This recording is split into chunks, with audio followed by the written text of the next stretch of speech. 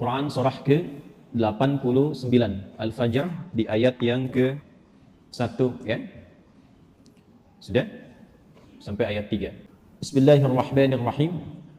Wal fajr walayalin ashr wasyaf'i wal watr.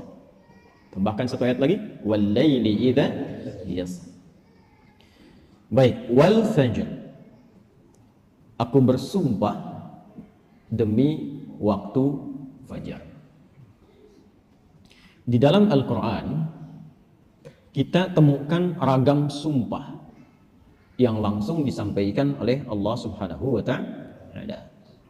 Allah itu tidak bersumpah pun pasti yang difirmankan sudah penting. Dan sumpah itu ciri penegasan dan kesungguhan. Kalau dikaitkan dengan makhluk ada kesungguhan. Makanya kalau Anda ingin menguatkan sebuah pesan dan menunjukkan Anda serius, pakai sumpah ya. Besok ada ceramah Ustadz Adi di Masjid A. Wah, yang benar sumpah. Nah, ya. Nah, kata sumpah itu kan biasanya untuk menegaskan sebuah makna kan dan menunjukkan kesungguhan. Nah, Allah itu tidak bersumpah pun itu pasti sudah penting apa yang difirmankan. Apalagi kalau disertai dengan sumpah. Maka pasti ada yang istimewa di dalamnya. Jadi kalau kita menemukan ayat dalam Al-Quran diawali dengan sumpah, ini menunjukkan pesan yang disampaikan di ayat itu tidak biasa, ada yang sangat penting, berbeda dengan pesan-pesan yang lainnya. Jelas sampai sini? Baik. Wal fajr. Ciri sumpah pertama itu kalau ada di awal ayat. Ini secara umum ya. Dibuka dengan huruf waw. Ujung kalimatnya itu harakatnya kasrah. Sudah? Misal, waw ketemu satu kalimat ujungnya kasrah. Wal fajri wal laili wasyamsi wadhuha. Jadi setelah waw ada kalimat ujungnya kasrah.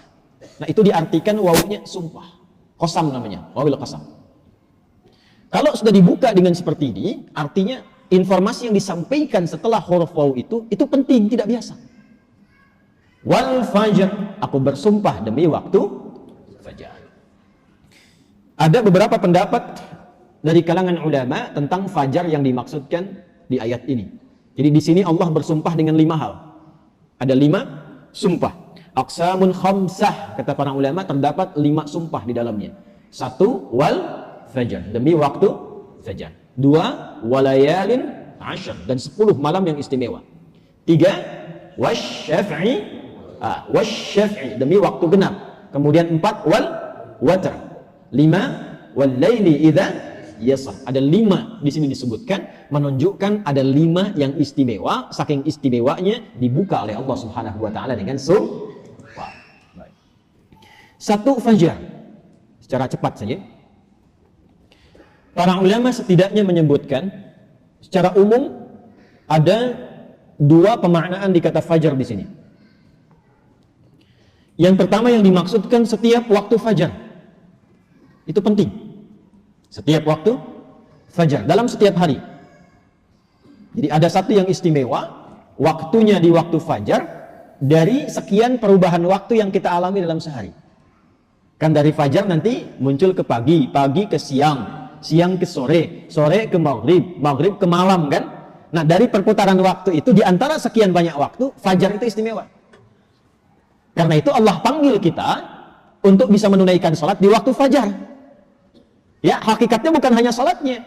Ada waktu-waktu yang hanya dalam fajar itu yang nggak ditemukan keistimewaannya di waktu yang lain. Contoh, kita ambil ke ibadah ritual dulu.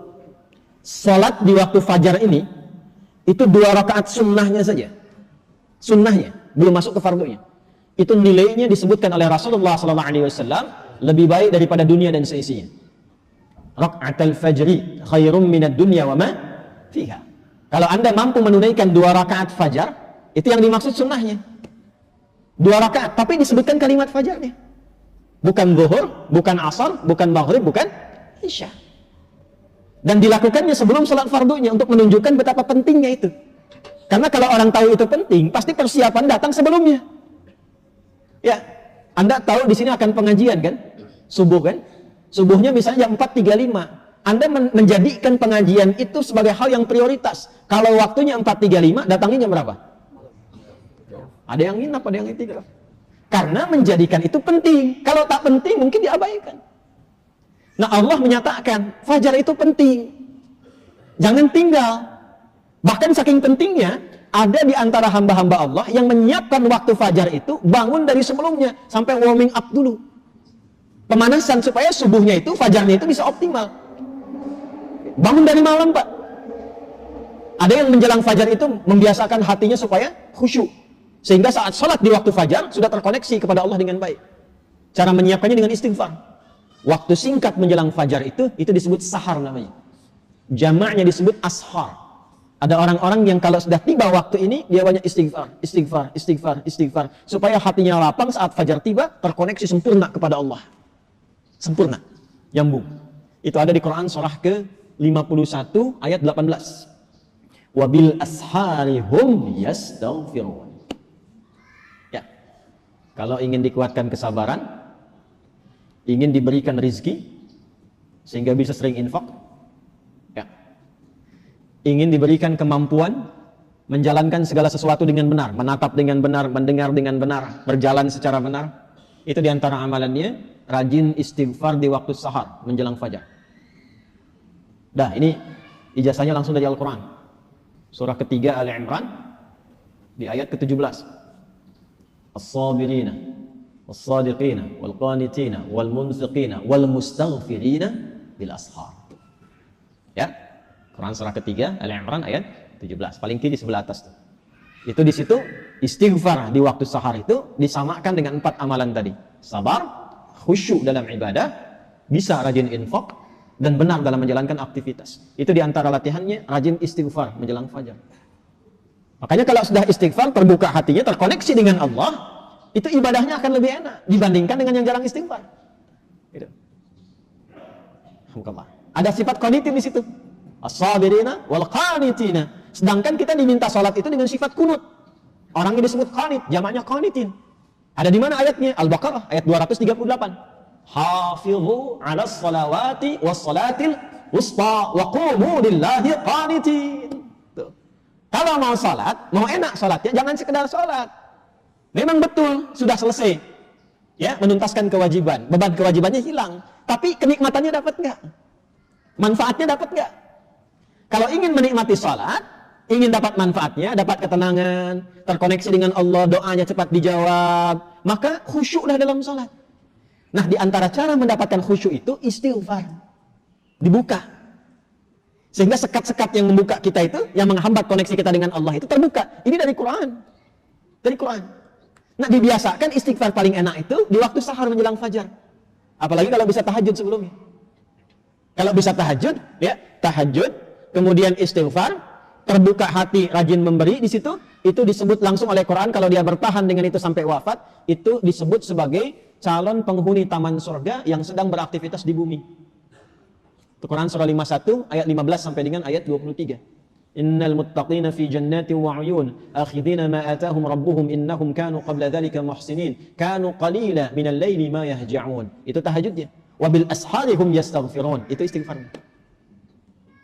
Nah, hakikatnya kita bangun malam itu, hakikatnya kita istighfar di waktu sahar untuk persiapan ke fajarnya. Salah satu maknanya itu.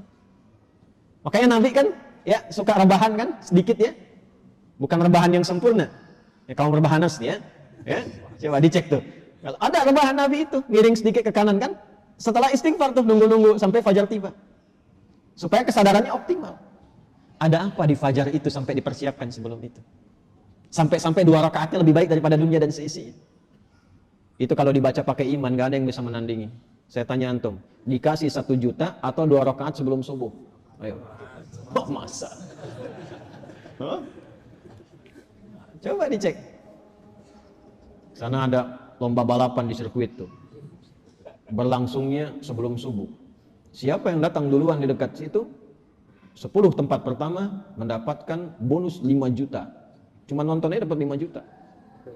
Tawaran kedua, datang ke masjid, tunaikan 2 rakaat sebelum subuh setelah adzan tiba, dapat dunia dan seisinya, lebih baik daripada dunia dan seisinya. Pilih mana? Nonton di sirkuit atau 2 rakaat sebelum subuh. Tuh, makin pelan jawabannya. Karena babnya iman, bukan akal. Akal yang dibimbing oleh iman itu lebih tajam nanti cara berpikirnya. Mampir lu aja ke masjid, ntar balik lagi ke sana. Berarti ada yang penting. Kalau antum ingin latihan jadi orang baik atau anak pengen jadi baik tuh, konsistenkan subuh. Kayak ulama tuh enggak banyak ceramah, enggak banyak cakap, bilang subuh aja, konsisten. 40 hari subuh terus, ya. Sering begitu ya? Nah, itu saya bahas ilmunya sekarang. Dan itu dari Quran. Makanya agak aneh kalau rajin ta'lim, rajin saling mencela. Salat kok menjadi saling menuduh. Orang salat itu bersih hati. Orang ta'lim itu bersih jiwa. Nah, cara memulainya fajar. Kenapa Allah bersumpah dengan fajar? Karena Allah menginginkan hambanya jadi baik. Itu pesannya. Nanti sifatnya beda dengan zuhur, beda dengan asar, beda dengan maghrib, lain dengan isya. Fajar itu pembukanya. Karena itulah saat fajar dipanggil, iman kita terpancar. Makanya saat tidur kalau dengar adzan, itu kan terpancar kan, sudah adzan. Dan sekelebat itu ada yang meminta kita bangun tuh. Allahu Akbar, bangun tiba-tiba dengar adzan. Itu yang terpanggil imannya. Ketika cahaya iman itu merespon suara adzan, itulah fajar namanya. Dari maknawinya. Dari segi waktu dia melatih keadaan kita jadi lebih baik, terkoneksi dengan Allah. Kalau sudah hatinya bersih, nyambung dengan Allah, doanya mustajab. Innallaha thayyibun la yaqbalu illa thayyibah. Kata Nabi demikian. Allah itu maha baik sehingga akan cepat menerima dari yang baik-baik. Hatinya sudah baik, sudah lapang, jauh dari maksiat, maka apapun yang dia minta dikabulkan oleh Allah Subhanahu wa taala. Karena itu saat-saat paling tepat untuk berdoa itu, memperbanyak doa itu saat fajar. Malaikat kumpul semua. Hadisnya sahih. Ya, inna malaikatal laili wa malaikatan nahar tajtami'u fi waqtil fajri atau kama qala Rasulullah sallallahu alaihi wasallam. Malaikat siang dan malam kumpul semua di waktu fajar. Alhamdulillah malaikat itu ghaib. Kalau tampak tak jadi kita ke masjid. Sayapnya banyak tuh. Siapa? Israel. Kali lagi. Kumpul semua. Nah, kalau sudah kumpul malaikat itu banyak berkahnya. Berkah itu ziyadatul khair, bertambah kebaikan. Kalau doa diaminkan. Kalau istighfar dimohonkan ampunan kepada Allah. Berkah lagi kalau subuh jamaah pengajian, berkah. Berkah lagi itu. Itu dari berangkat langsung malaikat memohonkan kepada Allah kebaikan. Hadisnya viral sahih. Di Ibnu Majah itu. Ya, dari Abu Darda radhiyallahu ta'ala anhu. Qala Rasulullah sallallahu alaihi wasallam, "Man salaka tariqan yaltamisu fihi 'ilma sahhala lahu tariqan ila al-jannah, wa innal malaikata la tadau ajnihataha ridan li talibil 'ilmi." Orang mau berangkat menuntut ilmu, itu malaikat membentangkan sayap memohonkan kepada Allah ridha untuk orang itu. Berangkat dia ke masjid pas di waktu fajar, banyak sekali. Makanya kalau bapak ibu ke masjid waktu subuh enggak doa, rugi itu. Itu fajar.